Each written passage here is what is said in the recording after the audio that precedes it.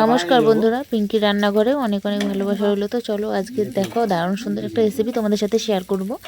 একদম কোনো রকম পুর ভরা বেলা মাখার ঝামেলা ছাড়া এত টেস্টি একটা রেসিপি তৈরি হয়। তো চলো দেখি না। তো দেখো এখানে আমি নিয়েছি সেদ্ধ আলু, এখানে 3টে সেদ্ধ আলু নিয়েছি। তারপর দেখো কাঁচা লঙ্কা কুচি, পেঁয়াজ কুচি, ধনিয়া পাতা কুচি, আর এখানে আদা কুচি আছে। সবগুলো একটু ভালো করে কুচি করে নিয়েছি। তারপর দেখো আলুর মধ্যে কিন্তু পরিমাণ মতো লবণ একটু বেশি করে দিতে হবে। তারপরে পেঁয়াজ কুচানোটা দিয়ে দিলাম। পেঁয়াজ কুচানোটা দেওয়ার পরে কিন্তু দেখো বন্ধুরা আদা কুচানোটা দিয়ে দিলাম। আদা কুচানোটা দিয়ে তারপর ধনিয়া পাতা কুচানোটা দিয়ে দিলাম। তারপর লঙ্কা কুচানো দিয়েছি, দিয়ে তারপর পরিমাণ মতো হলুদ, লঙ্কার গুঁড়ো দিয়ে ভালো করে কিন্তু করে নিতে হবে। তারপর দেখো বন্ধুরা এটাকে হাতের সাহায্যে ভালো করে কিন্তু এখন মাখাতে হবে।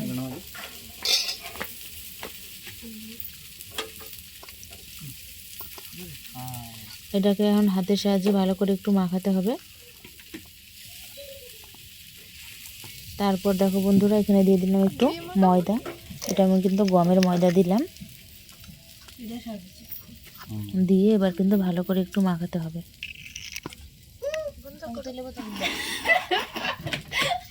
ভালো করে মাখিয়ে তারপরে কিন্তু দেখো একটা ডিম ভেঙে দিলাম। এটা দিলে কিন্তু টেস্টটা আরও বেড়ে যায়, তো অবশ্যই তোমরা এটা দেওয়ার চেষ্টা করো একটা ডিম দিয়ে। লাগবে না অঙ্ক, লাগবে না, হাত ধুচা করে একটু। তারপর দেখো একটু সর্ষের তেল দিয়ে দিলাম।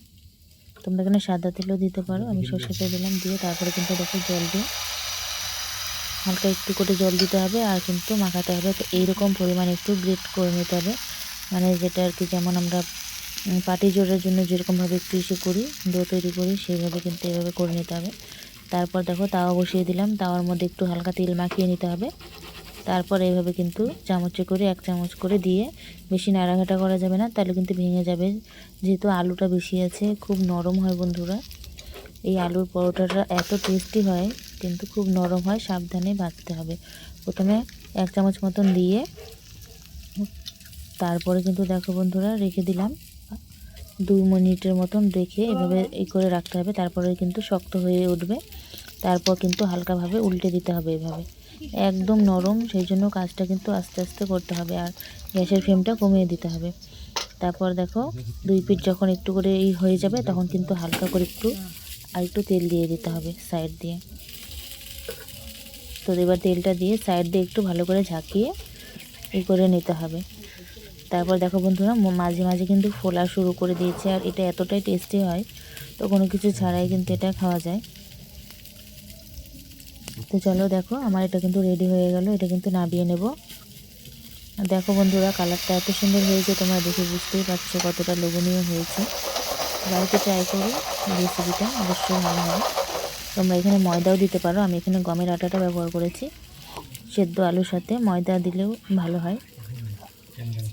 তারপর দেখো এক এক করে প্রত্যেকটা কিন্তু এভাবেই বানিয়ে নেব বন্ধুরা।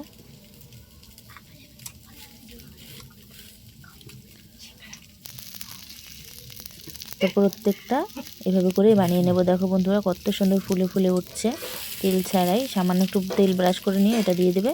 তারপর কিন্তু 2টা পিঠ উল্টে নেওয়ার পর কিন্তু তারপরে কিন্তু একটু তেল দিয়ে দিতে হবে। দেখো সাইড দিয়ে হালকা একটু তেল দিয়ে দিলাম, বেশি তেলের কোনো প্রয়োজন নেই বন্ধুরা, হালকা তেলেই খুব টেস্ট হয়।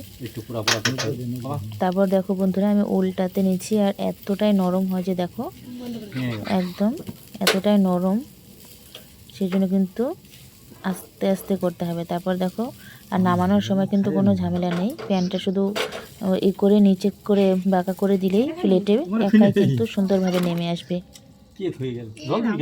দেখো এত সুন্দর নরম ভেতরে, কি বলবো আর, অসাধারণ টেস্টি হয়। এই রেসিপিটা খেতে তোমরা অবশ্যই ট্রাই করো বন্ধুরা।